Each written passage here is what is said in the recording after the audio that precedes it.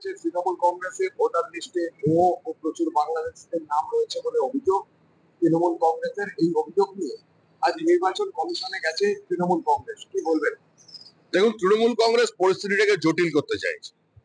তৃণমূল কংগ্রেস এত বেশি ভুয়ো ভোটারের নাম প্রত্যেক বুথে ঢুকিয়ে রেখেছে, যখন সেগুলোর চিহ্নিতকরণ চলছে এবং সেগুলোর বাদ দেওয়ার প্রক্রিয়া চলছে, মানুষ যখন জানতে চাইছে এই মানুষগুলো কারা, তখন তৃণমূল কংগ্রেস এই বিতর্ক তৈরি করে নির্বাচন কমিশনের উপরে চাপ সৃষ্টি করছে যাতে তাদের ভুয়ো ভোটার বাদ না যায়।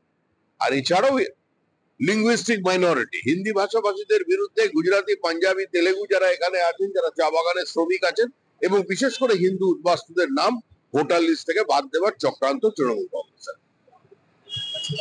কলকাতা হাইকোর্টের নির্দেশে যাদবপুর কাণ্ডে এফআইআর এ যুক্ত হলো শিক্ষামন্ত্রীর নাম, ওম প্রকাশ মিশ্রের নাম এবং গাড়ি চালকের নাম। এটা অত্যন্ত দুর্ভাগ্যজনক ঘটনা। এক মুখ্যমন্ত্রী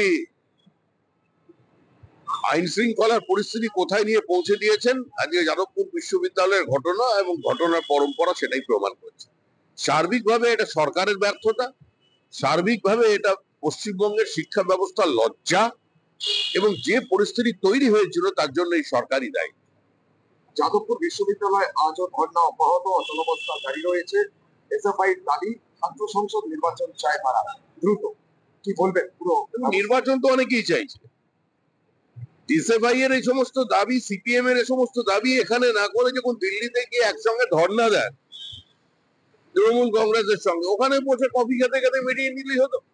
পশ্চিমবঙ্গে রাজনৈতিক নাটক কেন?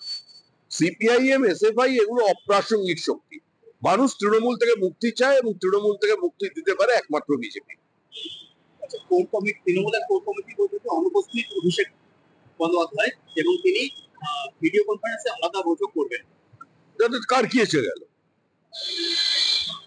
অভিষেক বন্দ্যোপাধ্যায় আকাশ থেকে করবেন কি পাতাল থেকে মিটিং করবেন, ভিসিতে করবেন না সশরীরে উপস্থিত হবেন, তাহলে পশ্চিমবঙ্গের মানুষের কি এসে যায়? এটা তাদের দলের ব্যাপার। পশ্চিমবঙ্গের মানুষ জানে তৃণমূল কংগ্রেস হচ্ছে একটা প্রাতিষ্ঠানিক দুর্নীতির সমর্থক শব্দ। পশ্চিমবঙ্গের মানুষ জানে তৃণমূল মানে স্বেচ্ছাচার, তৃণমূল মানেই আইন শৃঙ্খলার অনুপস্থিতি, তৃণমূল মানে প্রাতিষ্ঠানিক লোক।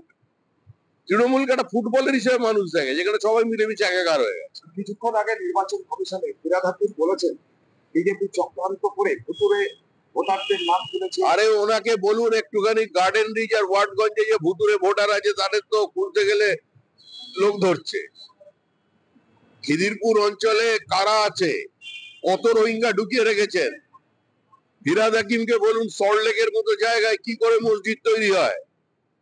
ফিরাদ হাকিমকে বলুন যে সল্টলেক কমিশনারেটের পেছনে Saha institute of nuclear physics এর পাশে কিভাবে রোহিঙ্গা থাকে, ওনাকে এসব প্রশ্নের উত্তর দিতে বলুন।